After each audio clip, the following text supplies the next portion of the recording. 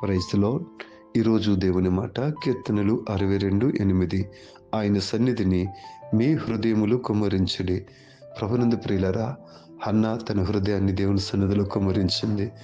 ఎస్తేరు రాణి తను కూడా తన హృదయాన్ని దేవుని సన్నిధిలో కుమ్మరించింది. మరియా దేవుని సన్నిధిలో తన హృదయాన్ని కుమ్మరించింది. ప్రతి క్షణం పౌలు తన హృదయాన్ని దేవుని సన్నిధిలో కుమ్మరిస్తూనే ఉన్నాడు. ప్రభునందు ప్రియులారా, మన జీవితం చాలా శ్రేష్టమైనది. ఏ రహస్యమున్నా మనుషులతో కాదు, దేవుని ముందే మనము మాట్లాడాలి. దేవునితో ఒక అనుబంధం కలిగి ఉండాలి. దేవుని హృదయాన్ని మనం గ్రహించాలి అంటే మన హృదయాన్ని ఆయన సన్నిధిలో కుమ్మరించాలి. ప్రియులారా, ఇక్కడ చాలా చక్కని మాటలు ఉన్నాయి.